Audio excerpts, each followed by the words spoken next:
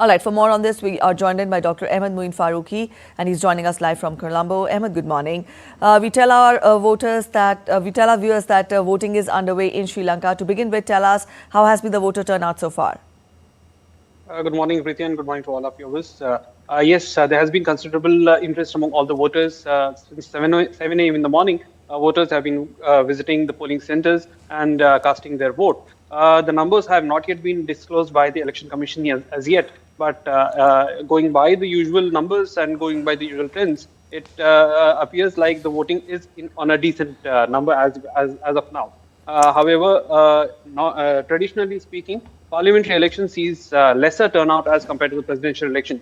We had witnessed around 78% turnout in the recently held presidential election, and analysts believe that this time around the voter turnout might drop a little bit by about 5 to 6%. So probably we are hoping to get around 70 to 75% of voter turnout by the end of the day. Preeti. All right, Ahmed, Sri Lankans are voting in snap parliamentary elections.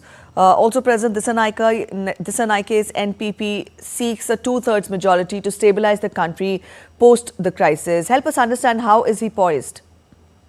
Absolutely, it's a very, very big test for the NPP government as of now. Yes, the president requires a majority, and not just a majority. He has talked about getting a two-third majority so that he can take forward certain radical reforms in the country's, the economy, as well as several measures that he has promised during the election campaign, for which he would require numbers sufficient enough to go ahead with constitutional amendments. Now, however, whatever has been talked about, the analysts believe that he had secured only about 42% of vote in the presidential elections held in September. That was well short of 50% majority. However, it was for the first time that the second round of counting had been held, in which only the top two contenders were counted. Now, if we talk about the parliamentary elections, it's going to be a different kind of a scenario wherein now each candidate will have their own say with regard to getting a popular kind of a vote in their own constituency. Now, it needs to be seen. By tomorrow we'll get to know which political party and grouping will get how many seats and how many candidates will be elected from their parties.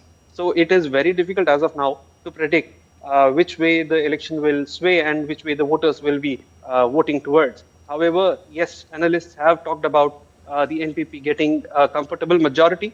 It needs to be seen how much numbers they will be actually getting, if they will be able to reach the two-third mark or not. That is difficult to say as of now. All right, that is difficult to say as of now, but we'll have to see how the day ahead pans out. Sri Lanka follows the proportional representation system. Ahmed, throw more light on the electoral process in Sri Lanka. Help our viewers understand the process. Preeti, you're right. It's a proportional representation system. There are 8,800 candidates in the fray for the total number of 225 seats, out of which 29 are, they will be nominated through the national list, and 196 will be elected directly through the electoral districts. There are 22 electoral districts in the entire island, and on the basis of the party-wise securing of the votes, vote percentage-wise, national seats will be allocated to various parties. In addition to that, if we talk about how the process of voting actually happens, voters will be allowed to choose the political grouping or party, and up to 3 candidates they can choose. They can mark it on their ballot papers, and thereafter, when the counting happens, initially the political party and grouping will be first counted, and later on they will assess which candidate gets how many seats and how many seats will be allocated to each of them.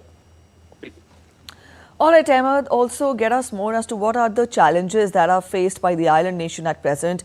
Added to that, an IMF delegation is due in Colombo on Thursday to review the economic progress before releasing the next tranche of $330 million of the bailout loan. Get us more as to what is your analysis of the status of the economy since the political turmoil.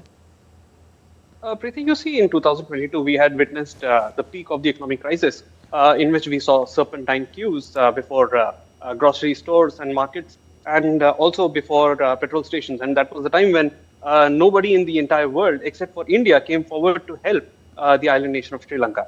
And from then to now, there has been stability which has been primarily possible because of certain austerity measures which were adopted by the then government.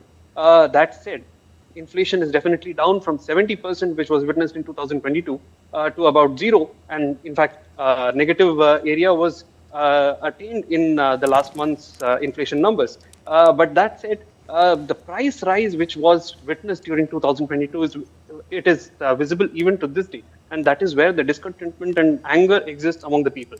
They have been talking about a complete revamp of the economic system in which more stress is given on manufacturing sector and to build local industry. That is one area. The second area is to develop the human capital as well as increase the education and other institutions in the island. This is the second area, and the third area is, of course, revamp of the entire government system because there have been charges of corruption in the previous regimes, and that is something which people have taken a very serious view about. And these are some of the key areas where the people of Sri Lanka as well as the government, the new government, will definitely take certain decisive steps, and that's what needs to be seen once the parliamentary election is over and later the parliament will start performing. All right, one last question, Ahmed. Now, this is for the first time that Sri Lanka has a leftist president. Also added to that, talking of the economic challenges, talking of stabilizing the economy, and also the corruption charges which you're talking of, and also the promises made by President Dissanayake. Do we expect the austerity measures to continue for the common people in the island nation? And also, what options does the president have at his hands right now?